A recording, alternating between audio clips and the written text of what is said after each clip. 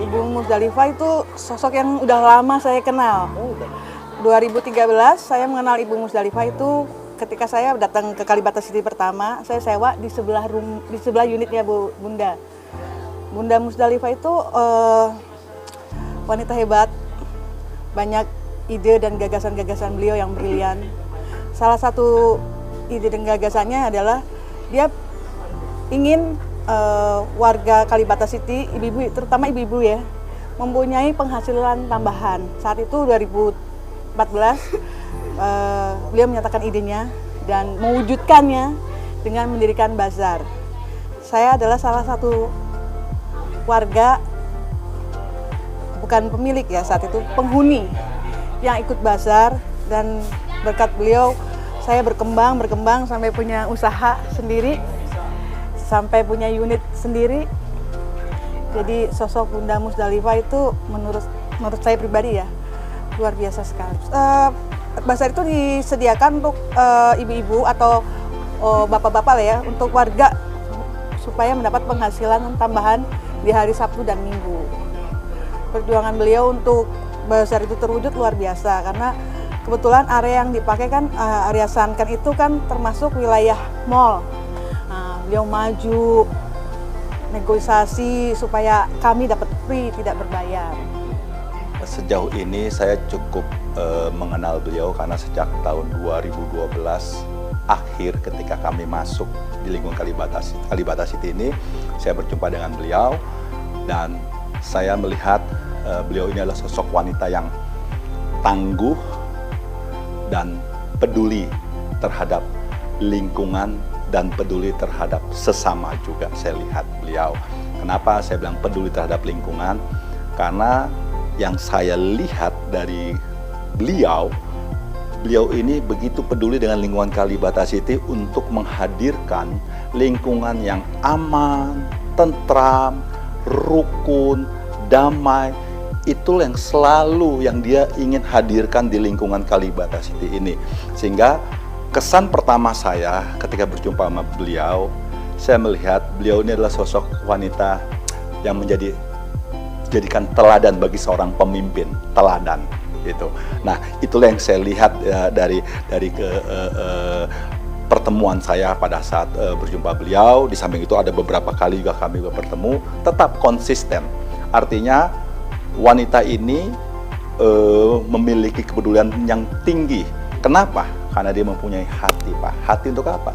Melayani lingkungan, melayani sesamanya. Dan itu dia buktikan lewat beberapa kegiatan-kegiatan sosial yang dihadirkan di lingkungan Kalibata City ini. Tujuannya apa?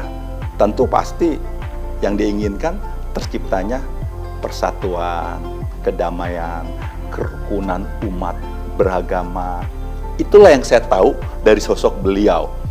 Walaupun saya berbeda keyakinan, tapi saya lihat beliau ini salah satu contoh wanita yang memiliki teladan yang baik bagi seorang pemimpin, itu bisa jadi panutan. Inilah pengenalan saya terhadap beliau, impresi saya terhadap beliau seperti itu.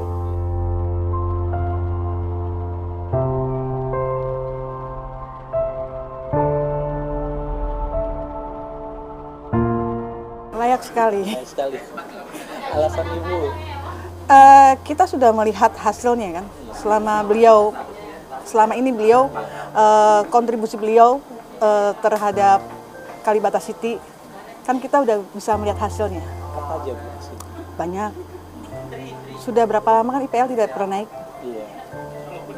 Terus toleransi beragama yang luar biasa di sini. Iya. Kalau Ramadan kami yang Nasrani ikut menjadi bagian panitia. Kalau Natal tetangga Muslim kami ikut menjadi panitia juga. Iya. Itu yang sulit didapatkan di tempat lain manapun.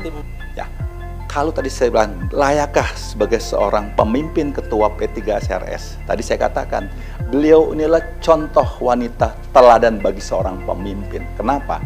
Memiliki hati untuk melayani terhadap lingkungannya, memiliki hati untuk melayani sesamanya, dan memiliki hati untuk mau berkorban waktu, berkorban tenaga, pikiran, bahkan yang saya tahu Dia berani berkorban, kucurkan dana untuk lingkungan ini dalam hal kegiatan-kegiatan sosial. Saya pikir banyak orang mau jadi pemimpin. Pertanyaannya, maukah berkorban tenaga, waktu, pikiran, dana? Ini menjadi tanda tanya kalau udah berbicara dana, ya kan? Tapi beliau, sekali saya katakan, sosok wanita yang menjadikan teladan dan panutan untuk menjadi seorang pemimpin yang bisa dijadikan contoh. Mau berkorban untuk kepeduliannya terhadap lingkungan ini. Dan saya lihat sosok itu ada pada beliau.